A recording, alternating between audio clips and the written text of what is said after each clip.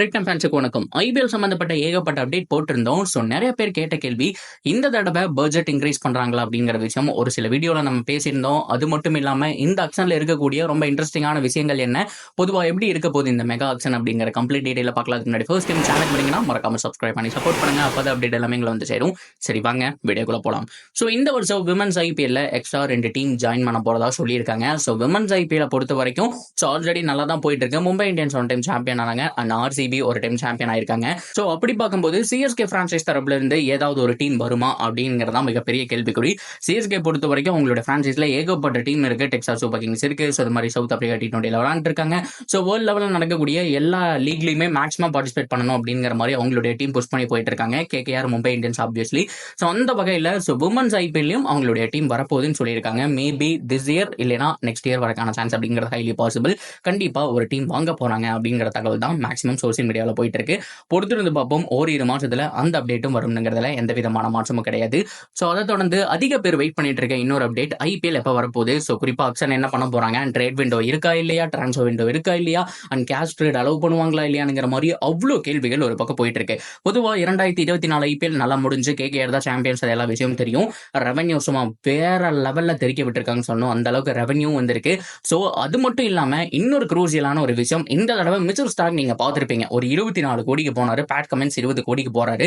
So ஒவ்வொரு பிளேயருக்கும் அவ்வளவு value இருக்கு. ஒவ்வொரு பிரான்சைஸும் எங்களுக்கு வேணும்னு அடிச்சுக்கிறாங்க.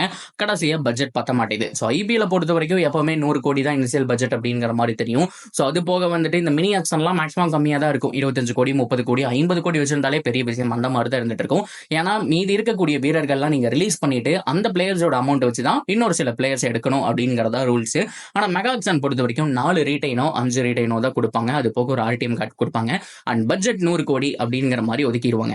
இந்த 100 கோடியில இருந்து சில தடவை மைனஸ் ஆகும், சில தடவை மைனஸ் ஆகாது. சோ இந்த தடவை 100 கோடி இல்லாம 120 கோடியா கொடுக்கணும் அப்படிங்கிற மாதிரி ஒரு சில ரெக்வஸ்ட் மட்டும் இல்லாம அவங்களே முடிவு பண்ணியிருக்காங்க. ஒரு நியூஸ் என்ன வந்து அப்படின்னா 140 கோடி வரைக்கும் இன்க்ரீஸ் பண்ற சான்ஸ் இருக்குன்னு சொல்லியிருந்தாங்க. 140 எல்லாம் இல்லப்பா, எப்பவுமே 100 கோடி, அதுல இருந்து ஒரு 20 crore அதிகமா கொடுக்கலாம் அப்படிங்கிற மாதிரி. காரணம், இந்த ஆக்ஷன்ல அதிக பிரைஸ் போனதுனால ஏகப்பட்ட பிளேயர்ஸ் மறுபடியும் இந்த ஆக்ஷன் வரக்கான சான்ஸ் இருக்கு. இப்ப ரோஹித் சர்மா மாதிரியான பிளேயர்ஸ் எல்லாம் வந்தாங்க அப்படின்னா எல்லா டீமுமே சண்டை போடுவாங்க. பட்ஜெட் பயங்கரமா காலி ஆகுங்கிறதெல்லாம் மாற்றம் கிடையாது.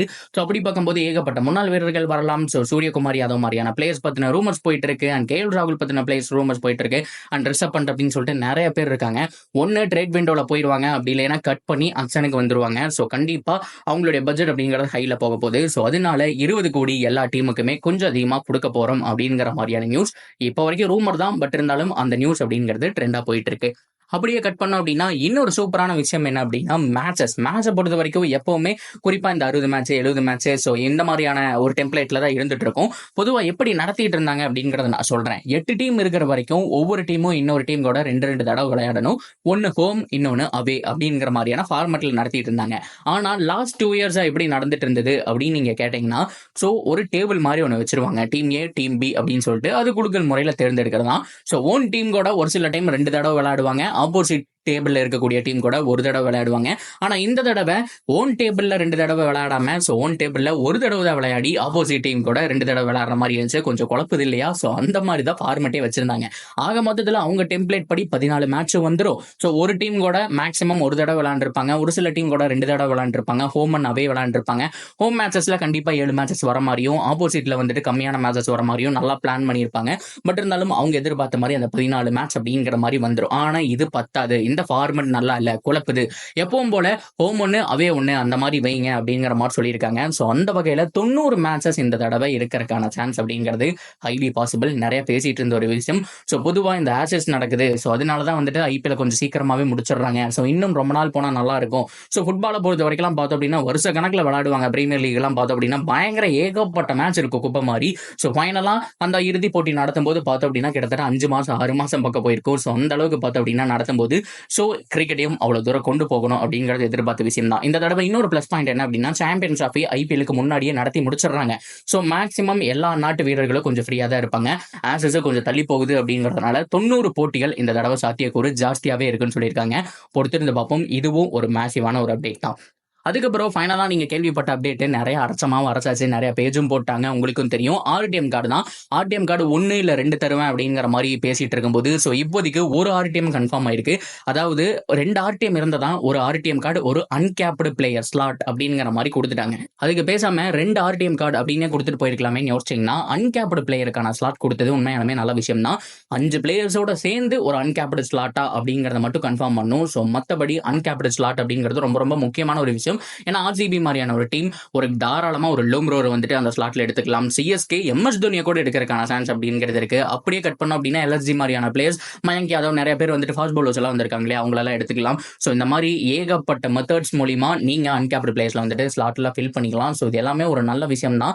ஸோ உண்மையாலுமே கொடுத்தது நல்ல விஷயம். 2 ஆர்டிஎம்க்கு பதிலாக ஒரு அன்கேப்டு பிளேயர் ஸ்லாட், அது போக ஒரு ஆர்டிஎம் அப்படிங்கிறது நல்ல விஷயம் தான். ஸோ இது எப்படி யூஸ் பண்ண போறாங்க, மற்ற டீம் எல்லாம் எப்படி வந்துட்டு பெர்ஃபெக்ட்டா யூஸ் பண்ண போறாங்க அப்படிங்கிறத பொறுத்து பார்க்கணும். இதை பெர்ஃபெக்ட்டா யூஸ் பண்ற டீம் தான் கண்டிப்பா ஓரளவுக்கு குவாலிஃபையர்ஸ் ஆகுது போவாங்க. ஏன்னா அவங்களுடைய கோர் ரீடைன் ஆயிரும். ஸோ இருக்கக்கூடிய எல்லா பிளேஸ்மே மேக்ஸிமம் அவங்க கவர் பண்ணியிருப்பாங்க. ஸோ ஒரு சில பிளேஸ் மட்டும் எடுத்தா போதும் அப்படிங்கிற சுச்சுவேஷனுக்கு போயிடுவாங்க. So that's video guys. So ஃபைனலாக எல்லாமே கம்ப்ளீட் பண்ணிட்டு நினைக்கிறேன். ஸோ நீங்க என்ன நினைக்கிறீங்க அப்படிங்கிறத சொல்லுங்க. விமன்ஸ் ஐபிஎல்ல சிஎஸ்கே ரிலேட்டடா ஒரு டீம் வேணுமா அப்படிங்கிறதையும் சொல்லுங்க. ஸோ அதை தொடர்ந்து இந்த அப்டேட்ஸ் பத்தி என்ன நினைக்கிறீங்க? ஏகப்பட்ட ரூமர்ஸ் கேள்விப்பட்டிருப்பீங்க. சூரியகுமார் யாதவ், செப்பன், கேஎல் ராகுல், ரோஹித் சர்மா அப்படின்னு சொல்லிட்டு எல்லா வீடியோவுமே டிஸ்கிரிப்ஷன்ல இருக்க, போய் செக் பண்ணி பாருங்க. ஸோ தொடர்ந்து அப்டேட்டுக்கு நம்ம சேனலோட நினைச்சிருங்க.